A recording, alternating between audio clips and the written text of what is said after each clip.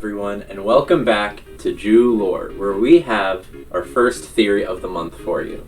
Or should I say our first 3 theories. Now, Avengers Doomsday has been delayed to December of next year, and so I wanted to use that extra time to think about some loose threads regarding the MCU and its multiverse. Now, you may be thinking, everyone's sick and tired of the multiverse thing. Too bad, I'm making theories on it anyway.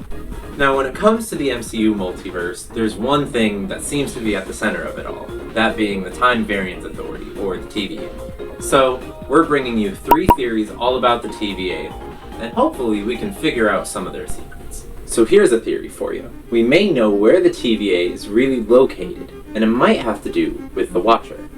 Now, ever since Loki was released back in 2021, there have been a lot of questions about where the TVA is and how it really works.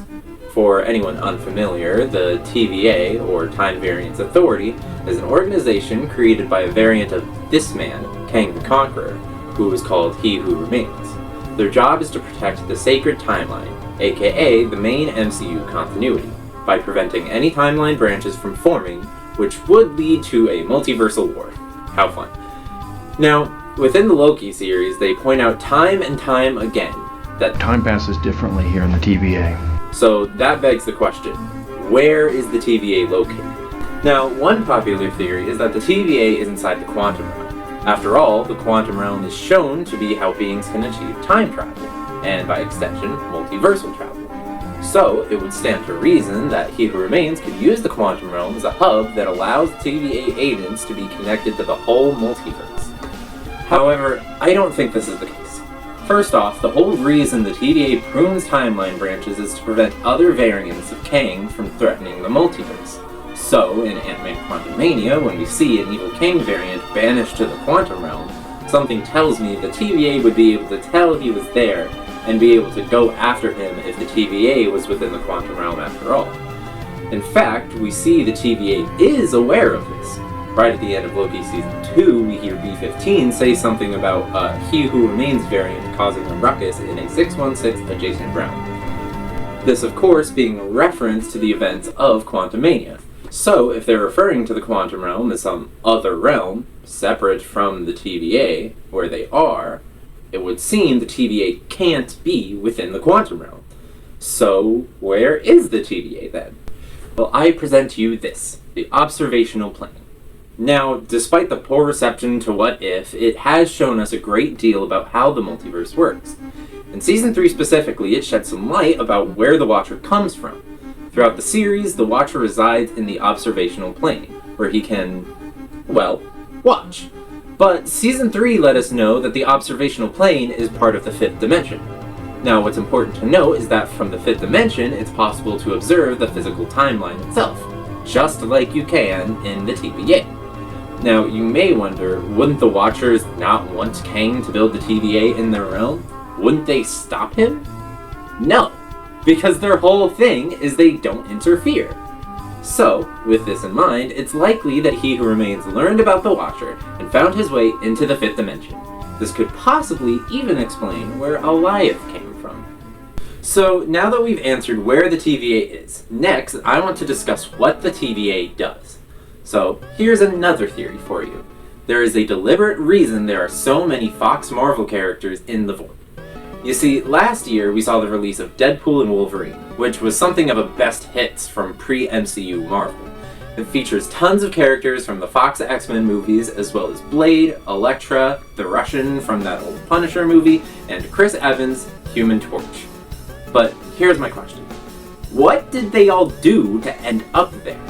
We know the TVA specifically prunes the sacred timeline, which is the main MCU timeline.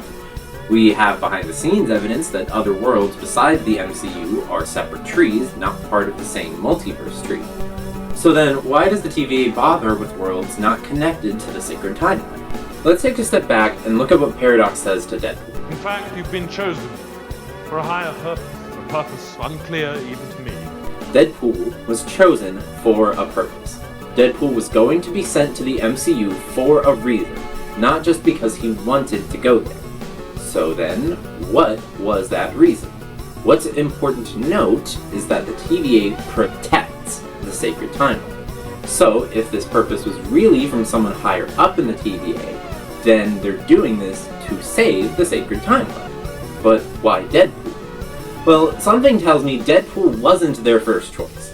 What if I told you that everyone else we see in the Void in Deadpool and Wolverine was someone that Paradox had tried to recruit for this purpose? Paradox was already overseeing a dying timeline, so why not pick someone from there? Unfortunately, that doesn't so much apply to characters like Elektra, Blade, and Johnny Storm. So does that mean their universes are also decaying? Did their world's anchor beings also die? I don't know, don't even get me started on anchor beings. Regardless, I think it's safe to say Paradox deliberately put so many of these Fox Marvel characters in the Void. Though that purpose I kept mentioning might have to be a theory for another day. But there's one more unusual thing about the TVA that I've been curious about. So here's the final theory for you today. The TVA's robot security system is more important than any of us could have thought. Now, while it is pretty humorous, the scene in Loki Season 1 that I'm referring to is pretty quickly looked past. While Loki is being processed after his arrest by the TVA, he is asked to confirm that he is in fact not a robot, and that he has a soul. But why would they need extra security for robots in particular? Now, it's important to note what they say would happen if he was a robot. What if I was a robot and I didn't know it? The machine would melt you from the inside out. The machine would melt you from the inside out. Seems a bit harsh, right? So I ask again, why such high security against robots? Well, my first thought is if it's to protect the Timekeepers. If you don't remember, through the first season of Loki, the TVA believed that they were being ruled by the 3 Timekeepers, though they turned out to be robots made by He Who Remains. So, maybe if another robot came into the TVA, they would have the security to keep the secret. But I'm not convinced that's the case. The Timekeepers were built by Kang using 31st century technology. They could probably keep that secret on their own. My next thought was maybe for Vision or even Ultron, especially Infinity Ultron. But given all the tools at their disposal and that they state they brought in titans like Thanos with no issue, I doubt that would cause such concern. The TVA have proven they are capable of bringing in dangerous variants, so what's going on? Well, listen again to what this agent says to Loki. Confirm to your knowledge that you are not a fully robotic being. We're born an organic creature and do in fact possess what many cultures would call a soul. To your knowledge. That would seem to imply they're searching for a robot that doesn't know they're a robot. That doesn't apply to Ultron or to Vision. But you'll never guess who it would apply to. Doctor Doom. Now, while he has yet to make his official MCU debut, we can take a look at the comics, specifically his horde of Doombots.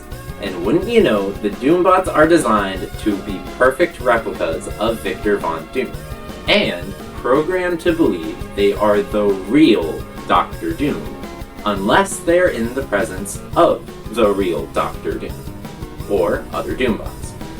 So, this leads me to believe that He Who Remains set this up specifically to catch Doom, maybe to eradicate him from the timeline, knowing Doctor Doom was the only one who could threaten He Who Remains and the other Kang variants. But now, with the end of Loki Season 2, with the TVA not pruning the timeline anymore, Doctor Doom has a chance to return and threaten everything. So there are your theories. Hopefully you're enjoying Jewlore. This is just the start, and I really hope you guys will stick around for the next couple of weeks to see what else we have for you. Next week's theory is going to be all about the new Kirby DLC for the Switch 2. I hope to see you around, and happy Jewlore.